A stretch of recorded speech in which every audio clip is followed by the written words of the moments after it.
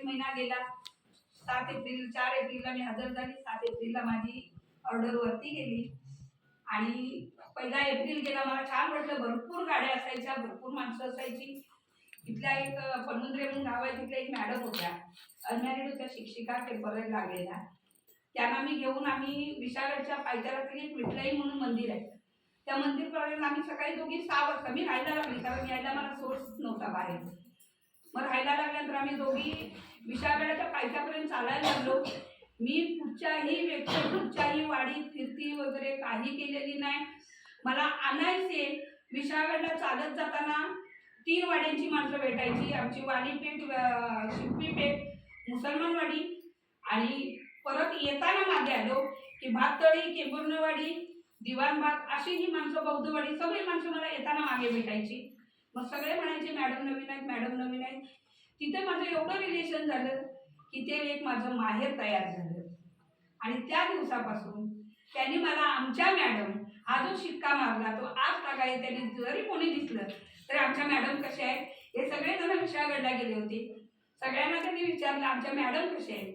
काल पण मला सगळेजण ह्यांच्या सेंडऑफला निघाली, मला 5-6 जणांनी नाक्यावर अडवलं, मॅडम तुम्ही आता बदली कुठे आहे. म्हटलं आता बदली नाही, माझ्या माहेरची माणसं भेटली, आज मी तुमच्या सगळ्यांच्या आशीर्वादाने सेवानिवृत्त झाली. एकानेही मला सोडलं नाही तिथे. तुम्हाला आम्ही पार्टी देतो म्हटलं, तुम्हाला द्यायची नाही, तुम्ही नाही द्यायची तर मी देतो. आज त्यांनी ठरवलं की गजापुरात आम्ही 1 दिवस ठरवणार, ज्या दिवशी आम्ही तुम्हाला बोलवणार. हरकत नाही म्हटलं, ते माझं माहेर आहे, तुम्ही जरी नाही बोलवलं तरी मी म्हटलं स्वतःहूनच आले असते. असं एक गजापूरची अवस्था. नंतर हळूहळू झाली. मे महिना आला, जून महिना आला.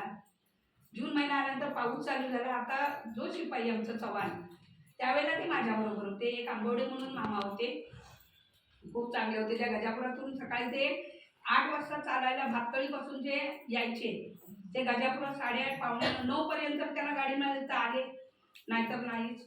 असे ते गजापूरला चालत यायचे. त्यांची पद्धत अशी होती.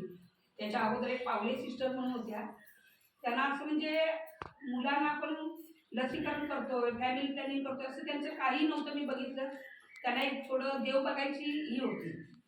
काय असं म्हणतात ना, देव बघतात ती बायका सगळ्या गोळा होतात, देवरस. तसं त्या मुसलमानवाडीत राहत होत्या. त्यांचं इन्कम तर एवढं होतं की कामाचं काही त्यांचं गांभीर्य नव्हतं, पण त्यांच्याकडे त्या मुसलमानवाडीतल्या बायका सगळ्या यायच्या, काय काय द्यायच्या, बाहेर गावावरून आणलं द्यायचं, हे सगळं मला कळायला लागलं. नंतर त्या बायका माझ्याकडे यायला लागल्या. संध्याकाळच्या अशा 6-5 वाजता गोळ्या वगैरे मागायला आल्या. मी म्हटलं, मला म्हणाले मॅडम आमच्याकडे पावले सिस्टर होते, त्या सगळं बघायच्या, असं होतं. तुम्हाला काही, मला म्हटलं काही दिसत नाही, मला फक्त माणसं दिसतात. मी ते काय विचारताय, कारण माझं ते वातावरणच नव्हतं. मला फक्त म्हटलं तुम्ही माणसं दिसताय. जोपर्यंत मी त्या आहे तोपर्यंत मला सगळं 2 आठवडे मी राहायची. 3ऱ्या आठवड्याला जायची, कारण गोबिळ एक गाव आहे, तिथे ते हिचे पप्पा शाळेत होते, यांना माहिती आहे ते खूप लांब होतं.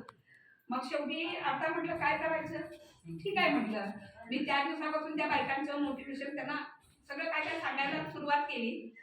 हळूहळू जुलै महिना आला आणि जुलै महिना आल्यावर माझ्यावर एक मोठा असा आघात आला की सगळ्यांच्या घरोघरी ते आंबवडे भाऊ ड्रम घ्यायचे आणि सकाळपासून संध्याकाळी 6 वाजेपर्यंत आम्ही केंबुर्णीवाडी त्या जवळजवळ 8-9 वाड्या चालत ड्रम घेऊन प्रत्येक घरोघरी त्या मुलांना द्यायचं. कोणाची मुलं घ्यायची, कोणाची नाही घ्यायची, हे सगळं बघून मला वाईट वाटायला लागलं. मी म्हटलं हे असं का करायला लागलेत लोक.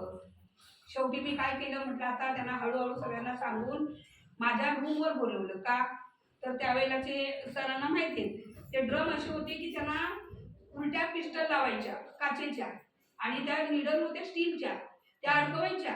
ते ज्याच्या घरात जायचं तिथं त्यांच्याकडे स्टोव असेल तर उकळून घ्यायच्या आणि त्या मुलांना बटक्समध्ये द्यायच्या. त्यावेळेला डीपीटीची लस ही त्या मुलांना होती. आता ही पेंटा वगैरे आली तर त्याने त्या मुलांचे बटक्स असे मोठे व्हायचे आणि दुसऱ्या दिवशी मला सांगायचे मॅडम हे असं झालं तसं झालं. त्याला मग बर्फाने शेका, आता बर्फ कुठून आणणार या ग्रामीण भागातून. नंतर मग मी त्यांना असं केलं की म्हटलं हे बघा ही का परिस्थिती होते ती, म्हटलं मी तुम्हाला सांगते. त्यांना